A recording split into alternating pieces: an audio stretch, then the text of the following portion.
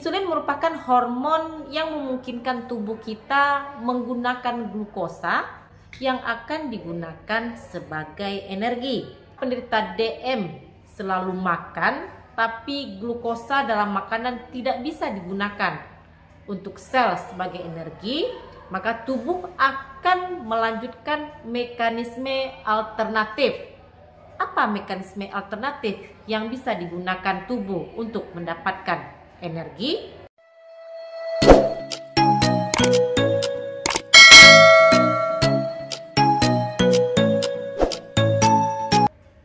Assalamualaikum warahmatullahi wabarakatuh. Mungkin pada bingung kenapa pasien dengan diabetes mellitus mengalami penurunan berat badan, bahkan penurunan berat badan ini sangat drastis sekali. Jadi sebenarnya mengapa bisa orang yang menderita diabetes mellitus terlihat lebih kurus? Insulin merupakan hormon yang memungkinkan tubuh kita menggunakan glukosa yang akan digunakan sebagai energi. Jika kamu menderita diabetes tipe 2, maka tubuh tidak dapat menggunakan insulin secara efektif dan tentu saja tidak dapat mengangkut glukosa ke sel yang membutuhkan, yang akan digunakan untuk energi. Akibatnya apa? Glukosa yang ada di dalam darah tersebut menjadi menumpuk. Alhasil, ini akan membuat kerja ginjal semakin ekstra untuk mengeluarkan kelebihan glukosa yang ada di dalam darah. Sementara kalau diabetes tipe 1 ini memiliki pola yang serupa, tapi bukannya tidak dapat menggunakan insulin seperti diabetes tipe 2, tetapi tubuh itu sendiri yang berhenti sama sekali untuk memproduksi insulin. Dalam arti kata, organ pankreas tidak secara optimal atau malah berhenti memproduksi insulin. Dan karena glukosa tidak bisa digunakan oleh sel, jadinya akan menyebabkan glukosa menumpuk di dalam darah. Ketika tidak ada glukosa di dalam sel yang bisa diproses tentunya menjadi energi, maka sistem metabolisme akan mengira ini tubuh dalam kondisi lapar. Karena nggak ada glukosa yang akan diproduksi sebagai energi. Jadi perlu mendapatkan asupan glukosa dari makanan.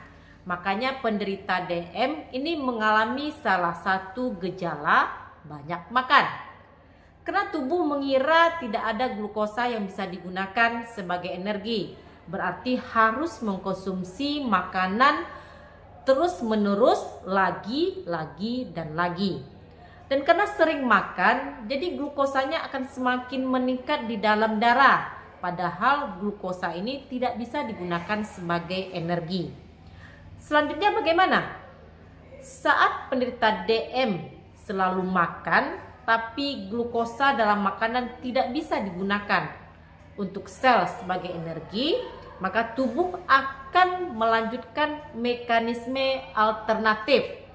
Apa mekanisme alternatif yang bisa digunakan tubuh untuk mendapatkan energi? Mekanisme alternatifnya adalah dengan membakar cadangan lemak dan juga otot guna memenuhi kebutuhan energinya. Dan tak hanya sel yang butuh energi, tapi organ ginjal yang bekerja lebih ekstra untuk membuang kelebihan glukosa dalam darah juga membutuhkan energi ekstra dalam bekerja.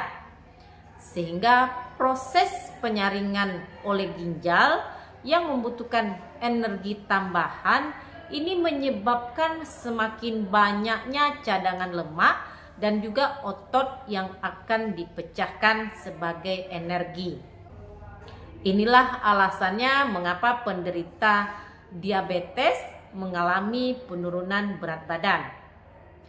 Maka sangatlah penting untuk mengontrol kadar gula darah di dalam tubuh. Semakin tinggi kadar gula darah, maka akan menyebabkan sistem metabolisme semakin terganggu, sehingga akan memecah lebih banyak cadangan lemak dan juga otot. Dan jika terus-menerus terjadi pembakaran lemak secara berlebihan, ini juga tidak akan baik karena dapat meracuni tubuh seperti terjadinya komplikasi diabetes, yakni ketoasidosis diabetes. Kondisi ini disebabkan karena tingginya kadar keton atau asam darah di dalam darah yang berasal dari pembakaran lemak. Jadi jika kamu mengalami penurunan berat badan yang signifikan, kamu bisa ikuti tips berikut ini. Yang pertama adalah utamakan makanan untuk diabetes yang berkalori tinggi. Yang kedua, makan dalam porsi kecil tapi sering. Selanjutnya, pilihlah cemilan untuk diabetes seperti alpukat, kacang-kacangan, dan lain sebagainya. Berikutnya adalah konsumsi lemak yang sehat seperti minyak zaitun, ikan, telur, daging lemak tak jenuh yang bagus untuk diabetes. Yang kelima, makanlah secara teratur dan hindarilah menunda-nunda makanan. Dan yang terakhir, tentu saja, jangan makan secara berlebihan. Sesuaikan dengan kebutuhan kalori harian dan sangat dianjurkan untuk berkonsultasi dengan ahli gizi. Jika kamu memiliki masalah kesehatan, segeralah bawa ke ahlinya dan jangan membuat diagnosa sendiri. Bersama saya Devi Febriani, perawat kamar bedah. Jumpa lagi di video saya berikutnya. Jangan lupa untuk di like, komen, dan di subscribe. Dukung channel ini agar lebih berkembang. Stay healthy. Assalamualaikum.